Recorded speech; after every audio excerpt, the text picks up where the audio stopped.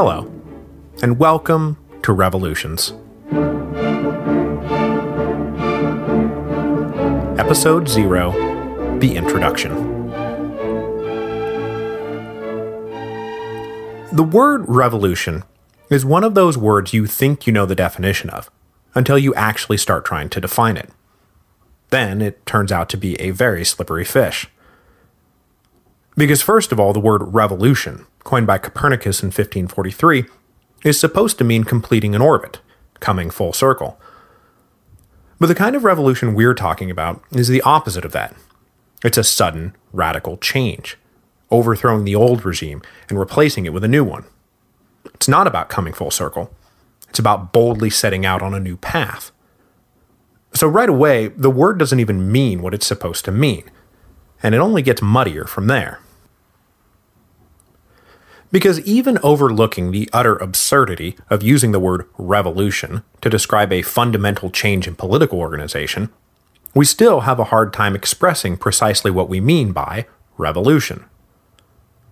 We know it involves overthrowing the existing regime, but we also know that it's more than a mere coup. We know it involves a conflict between two competing forces within a country, but we also know that it's more than a mere civil war. We know it involves mass mobilization, but we also know that it's more than some half-baked peasant revolt. It's more organized, more directed, more thoughtful. Isn't it? Well, sometimes yes, and sometimes really no. As it turns out, distinguishing coups from civil wars, from revolts, from revolutions, is a very sticky proposition. Indeed, for each of the revolutions we are going to cover in this series, there is a contingent of revisionist historians ready to argue that no revolution in fact took place, that it was just a rebellion masquerading as a revolution. Because look, the revolutionary effects were neither as wide nor as deep as once supposed, or only a narrow band of socioeconomic elites actually participated, or no one at the time actually thought that they were engaged in a revolution. But the problem is that when we add up all those particular reinterpretations, we're left with the very unsatisfying notion that in all of human history, no revolution has in fact ever taken place. And that just seems not right. With that in mind, this series is based on a broad definition of what counts as a revolution. The Encyclopedia of Political Revolutions, dealing with this same problem, casts a wide net by including events that share two characteristics. 1. Irregular procedures aimed at forcing political change within a society, and 2. Lasting effects on the political system of the society in which they occurred. But I'd like to get a touch more specific than that, because it's not enough to just have a cabal of elites force their way into power, that's a coup, and it's not enough to have an amorphous blob of angry peasants marching around with clubs and axes. That's a revolt, or maybe an insurrection. So sociologist Charles Tilly narrows the definition a little further, down to a forcible transfer of power over a state, in the course of which at least two distinct blocks of contenders make incompatible claims to control the state, and some significant portion of the population subject to the state's jurisdiction acquiesces in the claims of each block. Which is jumbled, because, well, he's a sociologist, but basically, we need some cross-class alliance of dissidents to overthrow an existing regime by extra-legal means, and then alter the political system in some fundamental way. Where it starts to get messy is when further wrinkles are added. Theda Skocpol, for example, creates a superclass called social revolutions that require changes to the political structure to be accompanied and reinforced by deep changes in the social structure. Now, this is perfectly reasonable, but it leaves us grappling with difficult and ultimately subjective questions like how much change, and for how many people, and for how long, and how do we even measure it? These are the kinds of questions that academics will be arguing about forever as new evidence is uncovered and old evidence is re-examined, and which I plan to neatly sidestep. Don't get me wrong, we'll get into it, but I have no intention of adhering to some strict analytic criteria and then casually tossing away events like the Mexican Revolution because not enough hectares of land were ultimately redistributed to make it a really real revolution. So for me, if it walks like a duck and it talks like a duck, it's probably a revolution.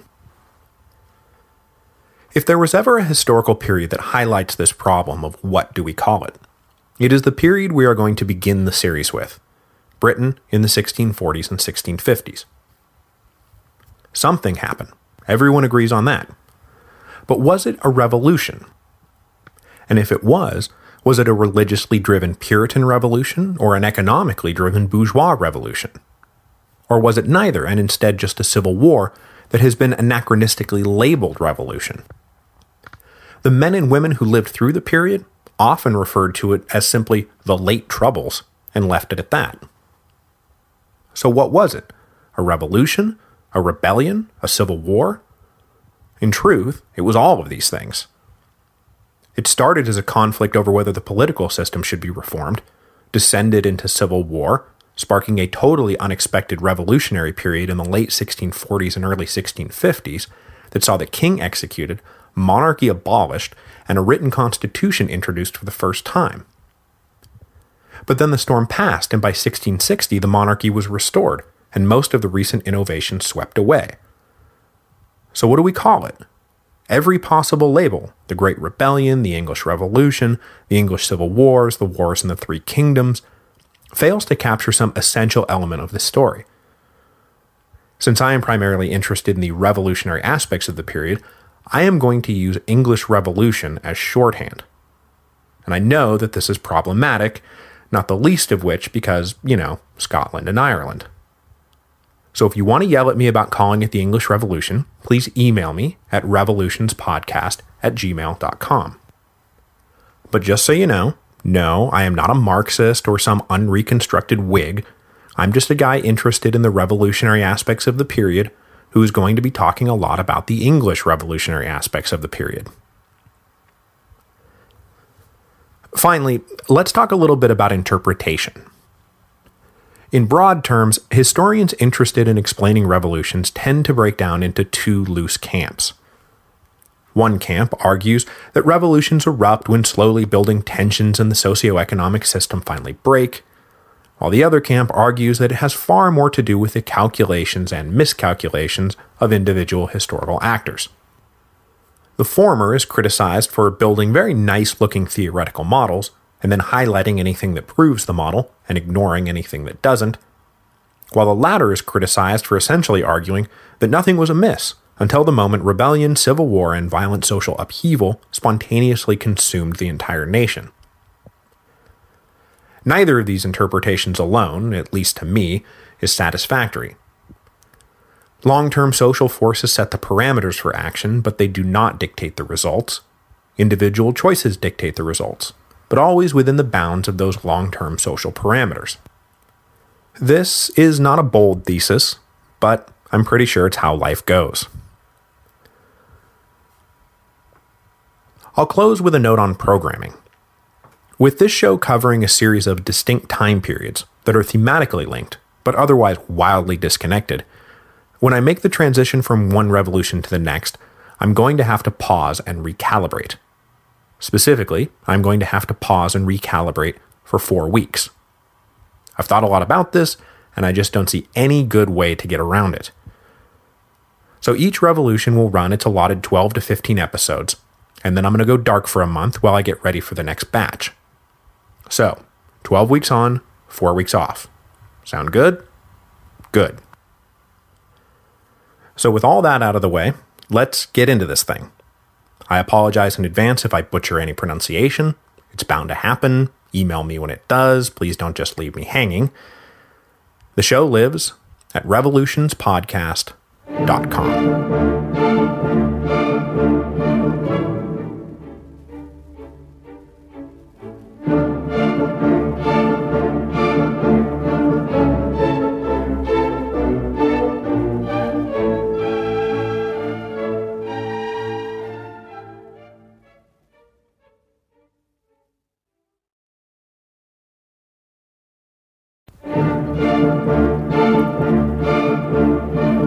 Hello, and welcome to Revolutions. Episode 1, The Kingdoms of Charles Stewart. In 1625, Charles Stewart became King Charles I of England, Scotland, and Ireland. Born in 1600, Charles was the second son and third child of King James VI of Scotland. The young prince spent a sickly childhood overshadowed by his dashing older brother Henry Frederick and his vibrant older sister Elizabeth, both of whom thrived in the public spotlight. A spotlight that got quite a bit brighter in 1603 when Queen Elizabeth died and James VI of Scotland became James I of England, uniting the British crowns for the first time in history. Charles, meanwhile, grew to be a reserved and solitary young man, ill at ease with the loose commotion of his father's court. But that was all right. As the second son, he could afford to fade into the background. But then in late 1612, 18-year-old Prince Henry died, and all of a sudden Charles became heir to the throne.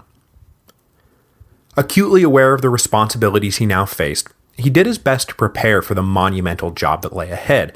He read, he studied, he thought deeply, but he lacked the air of authority that came so naturally to his father and elder siblings. When James died in March 1625, 24-year-old Charles, ready or not, became the ruler of three kingdoms. England was the largest and wealthiest of these kingdoms. Her 5 million souls dwarfed the million or so living in Scotland and 2 million living in Ireland. The English population was primarily rural and coastal, and they spent their days farming, shepherding, fishing, and mining. The economy was mostly insular, with the primary export being undyed wool, and that export mostly headed straight to Dutch merchants on the other side of the Channel. There were small regional cities scattered across England, Norwich in the east, York in the north, and Bristol in the west, but they all held barely 10,000 people. When you talked about the city, you meant the city, London. When Charles ascended to the throne, London held somewhere north of 300,000 people. It was the political capital, the conduit for all trade, and the cultural heart of England. Up to the north, Scotland, the ancestral home of the Stuarts, was divided by the classic line between the Highland North and the Lowland South, which served not only as the major geographic divide, but also the major cultural, linguistic, political, and religious divide. In rough terms, the Lowlanders were more Anglo-centric, settled, and critically in terms of what's about to happen, pretty radically Protestant. The Highlanders, meanwhile, were fiercely independent, spoke Gaelic, and remained Catholic. The largest city in Scotland was the capital, Edinburgh, which in the mid-1600s was about the same size as York, Norwich, and Bristol. Scotland had long been dominated by her neighbor to the south, but it is important to note that at this point, even with King James VI of Scotland becoming King James I of England, we are still dealing with two separate countries, not a single unified polity. Ireland, meanwhile, was not an equal monarchy to England the way that Scotland was. It was instead a dependency claimed by England since the 1540s. By the time of Charles's ascension, Ireland was composed of three main groups: the Old Irish, Celtic, Gaelic, and Catholic; the Old English, descendants of Anglo-Norman settlers who had come over during the Middle Ages and who formed the ruling aristocracy, and for the most part remained Catholic after the Reformation; and then finally there was the New English, settlers who had come over on plantation schemes in the last century. They were uniformly Protestant and represented a threat both to the Old English and the Old Irish. The English, especially the New English, took the Old Irish as some weird race of subhumans, and the goal of royal administrators was to civilize them, that is, turn them into Protestants, without it costing the exchequer too much money, because the English exchequer, as we're about to see, is kind of a mess. One of the first things Charles did after ascending to the throne was to call a parliament. Not only was he just getting started with his own reign, but war with Catholic Spain was brewing, and that meant that the new king needed to get his financial house in order. And calling a parliament was the only way to get his financial house in order. The institution of parliament had grown out of medieval great councils, meetings of the leading nobles and clergymen designed to make sure everyone was on the same page when it came to royal policies, and by policies I of course mean taxation. These great councils morphed into proto-parliaments round about the Magna Carta, and were basically called whenever the king needed money. By the 1300s, Parliament was divided into its familiar two branches, the upper House of Lords composed of the peers and bishops, an exclusive little club of 120 or so during the Stewart era, and the lower House of Commons composed of the knights, lesser gentry, and professional classes, a less exclusive club of 400 or so members. Now, it is critical to remember that Parliament, even with the Commons, was by no means a body that represented the people. Franchise was restricted, membership even more so. But it did represent the only thing that was important for it to represent at the time. Namely, these were the guys with the money, and it was important to make them feel like they were a part of the process. Initially, getting the stamp of approval from the men who controlled the wealth of the nation was a savvy political and economic expedient. But by the time Charles took office, parliamentary approval of new taxes was more than just an expedient. It was settled law that Parliament must approve new taxes, or they were illegal. As we will see, the kind of litigious Englishmen who milled around Westminster took this right very, very seriously. So when the king or queen needed money for something, war being that most typical of somethings, they would call a parliament and ask it to approve a subsidy or two. These subsidies took the form of a wealth tax, and after a little bit of wrangling, the monarch usually got what they asked for. But unfortunately for the Stuarts, one of the ways Queen Elizabeth had courted favor was by keeping regular taxes ridiculously low and the subsidy requests to a minimum. It's not that she was a big spender, quite the opposite, but unfortunately, that unwillingness to spend was yet another problem for the Stuarts. King James inherited a kingdom with minimal revenue streams, lots of debt, and a boatload of projects that needed funding. So the early Stuart period is plagued with financial difficulties, because everyone had been conditioned by the Tudors to expect tax payments that were hilariously out of date. The nobility, for example, was being assessed at rates a century old that took no account of the 600% inflation over the same period. So when the Stuarts started trying to bring a little sanity to the system, there was this terrible gap between what was politically possible and what was economically necessary. By which I mean that when Parliament thought that it was being generous, its subsidies still weren't even coming close to meeting the financial needs of the state. Now, it was customary that in the first Parliament of a new reign, the king would be voted something called tonnage and poundage for life. Simply put, tonnage and poundage was a collection of import-export duties that the king would use to finance the routine organs of government. Granting it for life meant that no matter what, the king would have an independent financial base from which to run his administration.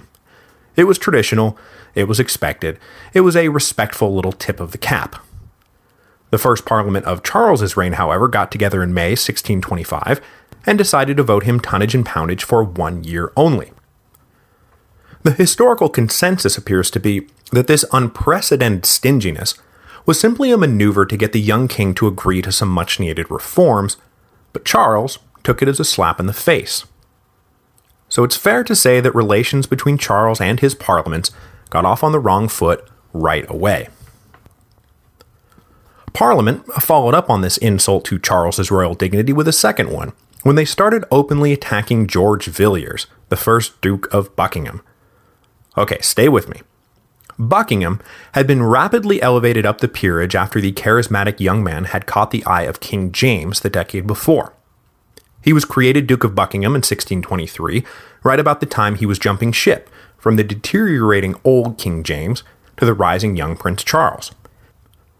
The bond between Duke and Prince had been sealed during an impulsive and ill-fated trip to woo the Infanta of Spain in 1623. The reckless wooing of the Catholic princess had failed spectacularly, to the great rejoicing of Protestant England, but it had cemented Buckingham as one of the few men Charles called friend. Handsome and self-assured, Buckingham provided a crutch for Charles to lean on as he made the transition from prince to king. But Buckingham's self-regard was not only infuriating to his rivals, it was usually a delusion.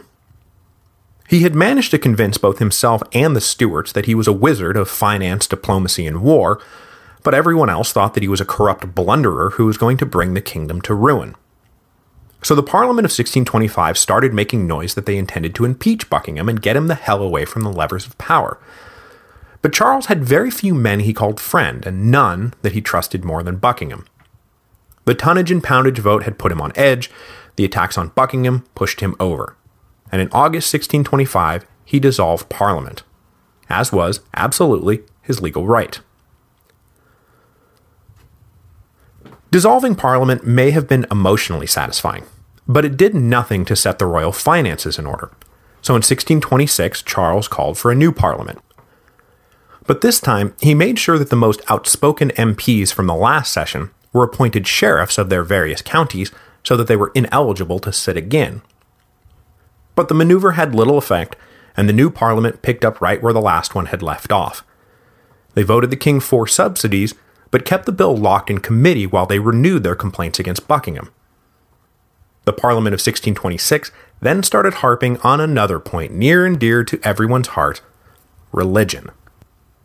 Okay, so let's talk about religion. Martin Luther kicked off the Protestant Reformation about 100 years before Charles became king. The Reformation hit England a few years later when Henry VIII decided that he wanted to divorce his wife and marry his mistress. In 1534, the Church of England, with the king as its supreme head, was formally separated from the Catholic Church. After Henry died, there was a tug-of-war between Protestants and Catholics during the reigns of Edward VI and Mary I, and then when Elizabeth became queen, the Protestants established permanent ascendancy, but not without compromise. In 1559, the so-called Elizabethan settlement established the Church of England's independence from Rome and laid out its formal structure. But because the settlement was just that, a settlement, the Church of England wound up maintaining a semi-Catholic form, with 26 bishops and 2 archbishops. The real key to the settlement, however, was the gap between dogma and discipline.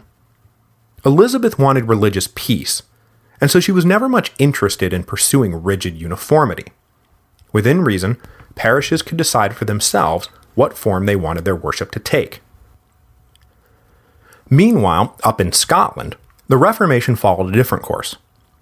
In England, everything had been funneled through the crown. The king was the supreme governor, the bishops and clergy were used to reinforce the authority of the monarchy, and so on. But the Scottish Reformation had been opposed by the Catholic monarchy, so it was not imposed from the inside out, but rather from the outside in. Kings and bishops were not defenders of the Reformation, but rather its arch-enemies. After Mary Queen of Scots was forced to abdicate, her infant son James, Charles's father, was crowned king.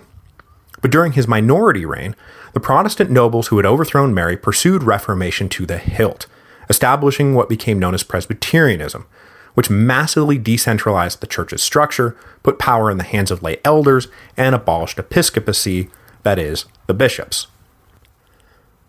When James emerged from his minority in the 1580s, he moved to reinstate the bishops, a move usually seen as an attempt to align the Scottish Reformed Church with the Church of England in anticipation of Elizabeth's call to be her heir, which finally came on her deathbed in 1603. Okay, yes, you might have to listen to this episode again, but I promise, this is all really important. Back in England, the combination of loose discipline and the example of the Scottish Church allowed for the growth of a godly movement that contemporaries derisively labeled Puritanism. The Puritans, they did not call themselves that, were not united of mind or purpose, but they did hold some general principles in common. They were mostly Calvinists and believed that the Reformation was thus far a deed half done. They were rigid, austere, convinced that only a select community would find salvation, and believed in a literal reading of the scriptures. It was a movement that spread to all socioeconomic classes, but its emphasis on private Bible study obviously meant that literacy was generally a prerequisite. The Puritans abhorred the loose morality and corruption of the episcopal hierarchy, with its lazy ministers and corrupt bishops growing fat on forced tithes from their ill-served parishioners.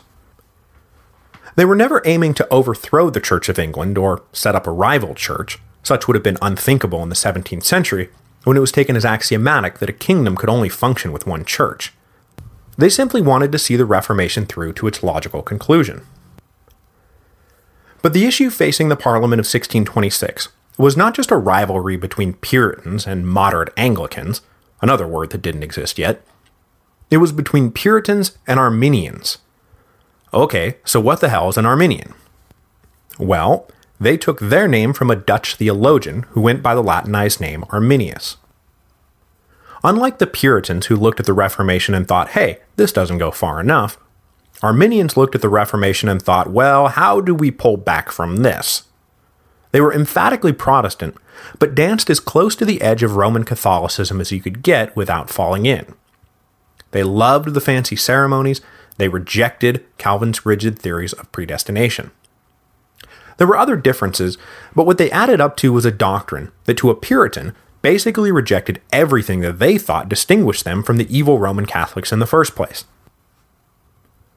Unfortunately for the Puritans, Charles seemed inclined to favor an Arminian outlook, which developed due to his close association with Bishop William Laud.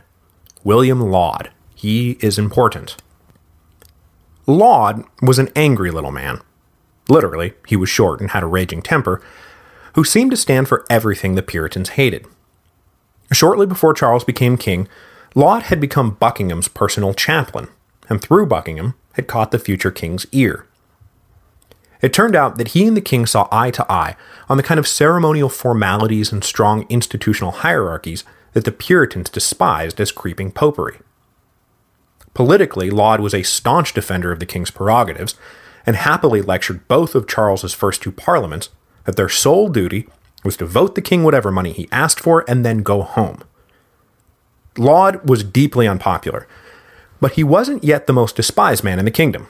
That title was still reserved for Buckingham, whom Parliament once again tried to impeach, this time harping on the embarrassingly inept assault he had just led on the Spanish port of Cadiz, which turned out to be less an assault and more of his men getting drunk and then refusing to fight. So in June 1626, Charles dissolved his second Parliament in a row. But by dissolving Parliament, Charles abandoned the 4 subsidies that had been buried in committee, and he had still not been granted tonnage and poundage. Buckingham, brilliant diplomatist that he was, somehow then managed to get England into a war with France to go along with its war against Spain, a move that would have been catastrophic had not France and Spain both been too distracted with real problems to worry about the English.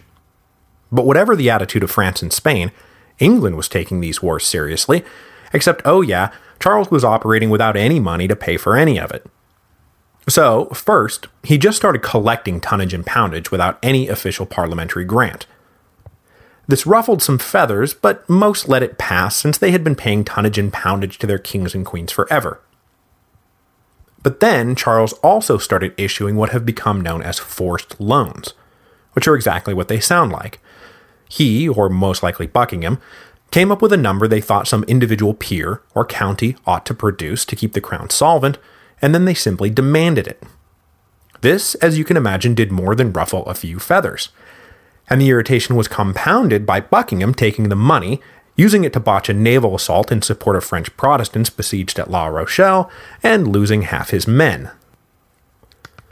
But even still, given the circumstances, most people complied and paid what the crown said they owed. But a few resisted, citing any number of precedents in common law that what the king was doing was illegal. Charles responded by locking up those who refused to pay. The issue of forced loans came to a head the next year, when 5 knights imprisoned for their refusal to pay sued for a writ of habeas corpus. The subsequent case, creatively dubbed the 5 Knights case, wound up hinging not on the right of the king to issue forced loans, but on his right to imprison by his own special command. The judges found that Charles did indeed have wide discretion to imprison, but it was a Pyrrhic victory for the king. He got his extra parliamentary revenue, and he could lock up people as he saw fit, but his subjects were rapidly losing faith in him as a king they could trust. By 1628, it was clear that Parliament and the king were going to have to come to some sort of understanding. So Charles agreed to call another session and keep it sitting until it could complete its business, as long as they refrained from attacking Buckingham. The disgruntled MPs who assembled for Charles's third Parliament did indeed refrain from attacking Buckingham, but they let fly on everything else that had been bugging them. Forced loans, forced billeting, arbitrary imprisonment, the Five Knights in particular, martial law in general. A back and forth with Charles over his conduct resulted in Parliament passing the famous Petition of Right. In form, the Petition of Right was a declaration not of new rights Parliament was inventing, but of rights Englishmen already enjoyed. Specifically, that non-parliamentary taxation was illegal, due process of law must always be observed, habeas corpus must always be granted, and soldiers could not be billeted without consent. Charles accepted the Petition of Right with the proviso that he would observe it within the bounds of settled law. Settled law that, among other things, established that there were royal loopholes for everything. Parliament sighed and voted the king 5 subsidies. For the first time since Charles had become king, a session of Parliament was seen through to its conclusion. Charles was evidently satisfied enough by their conduct that he invited them back for a second session after the new year. In the meantime, however, one of the major sources of tension between king and Parliament was removed from the picture. In August 1628, the Duke of Buckingham was stabbed to death by a disgruntled officer, angry at being passed over for promotion. This, you would think, would mark the dawning of a new era of political peace. The king had a parliamentary-approved revenue stream, the Petition of Right had been accepted, the hated Buckingham was dead, but it was not to be. The next session of Parliament wound up being the last Charles would call for 11 years. The last you would have ever called if he had had his way, but, well, you probably shouldn't have tried to impose the Book of Common Prayer on the Scots then, huh? Instead of reconciliation, the assassination of Buckingham embittered Charles, while the emboldened MPs decided to press for further reforms. They decided to raise the old issue of tonnage and poundage, which they had still not officially granted, and denounced the imprisonment of merchants who refused to pay, as was their right. They also got back on the horse about encroaching Arminianism, and started for the first time making links between Charles's arbitrary taxes and his support for crypto-Catholics in the Church of England. Weary of the carping MPs, Charles decided to once again dissolve Parliament. But a group of agitated members decided that with Charles once again pulling the plug early, it was time for a demonstration. When the last session met, the Speaker took his place and was about to rise to formally dissolve the body, when he found himself literally held down in his chair until the House was able to officially register its disapproval of Charles's illegal collection of tonnage and poundage and the whole Arminian establishment that seemed to be destroying the Church of England. Charles was not amused, and when the Speaker was finally allowed to dissolve Parliament, the hostile MPs were locked up and then left to rot. Thus began the personal rule of King Charles I. Next week, we will delve into the era of personal rule and the running battle over the means of royal financing and the fate of the Church of England. We will also start rolling out some of the key figures who will dominate the coming showdown between King and Parliament: John Pym, John Hampden, the Earls of Bedford and Warwick, and, of course, Thomas Wentworth, the Earl of Strafford.